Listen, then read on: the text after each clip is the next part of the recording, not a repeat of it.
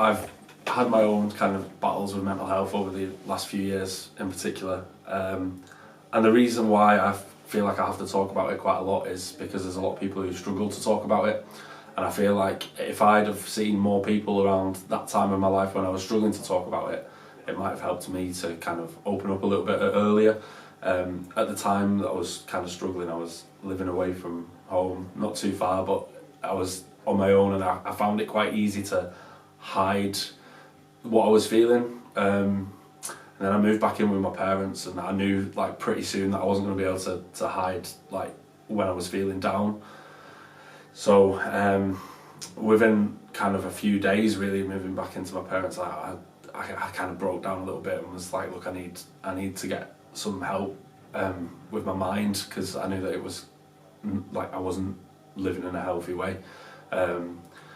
When I was down, I was spending full days in bed and not even thinking twice about it. I was not speaking to anyone for days on end. I was finding it easy because I had these days where I wasn't working or whatever in the week where I could just nothing really mattered. I felt like I didn't have to do anything. So then when it came to like being around people, I felt like I'd had my kind of time to get all of this stuff. I'd like wallowed in it a little bit. So I found it easy to hide what I was actually thinking and what I was feeling, because I'd had these moments where I could like just feel horrible, and I felt in my mind that was I could cope with that, I could handle that. Obviously when I moved back in with my parents, that wasn't going to be possible, and it was a really, really hard few months.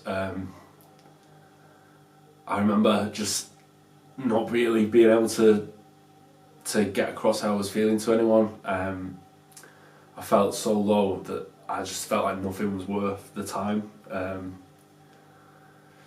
remember one night in particular, like just lay on the sofa in my mum and dad's house, and just, if my dad wasn't there, I don't think I'd be here anymore. Like, I remember just so desperately like not wanting to be alive, like really, really did not want to be here anymore.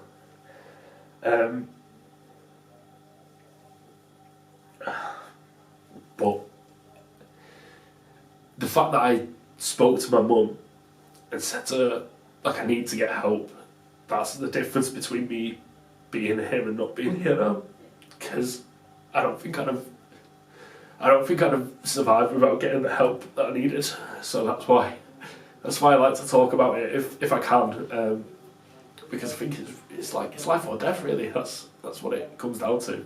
Even I've had friends come to me since, because I've been trying to be quite open with it, and I think even just talking to me, I can kind of point them in the way that they need to go with the help that they need to get, like the amazing NHS services that I use that help me, and other things like Mind and things like that. Even if you feel like you can't talk to someone close to you, even a friend or a family, then those people are there, and not only that, they're professional and they know how to sort of take the next steps and how to deal with moments where you feel like you can't cope. A lot of it for me was I'd get a lot of anxiety about going into certain situations with regards to like work, or seeing certain friends from a long time that I hadn't seen for a while maybe, and things like that. And they give you coping strategies that let you handle things like that. And when you've gone like quite a while without being able to do those sort of things, even the coping strategies, although they're not the sort of things that can change the mindset in the long term, what they can do is help you to feel a little bit more normal, which is when you feel that low, like feeling normal is amazing feeling. So yeah, I mean, I can't recommend it enough to people to just be open about the way that they feel, because it can make such a difference, and I think it can make a difference to people you don't know as well. I think the fact that we as a society are growing more used to talking about it it must be saving people's lives every day, because I know that if I hadn't spoke to anyone, then I don't think I'd be around here anymore. So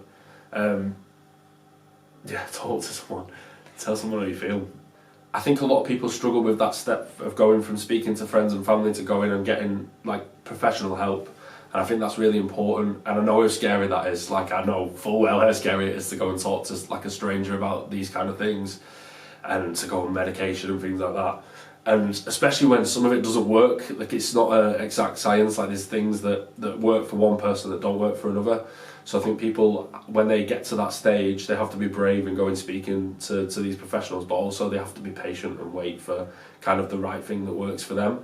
But know that everyone who's in that system is trying to help you, and take on board, listen to them, and things will improve. Like that's what I got out of it, and hopefully most people do as well. But there was times when during that spell I felt like I couldn't go to the game, and then my dad had kind of convinced me eventually, and just coming here and being at Spotland is just, it's that sense of normality that you feel like you're just completely missing. And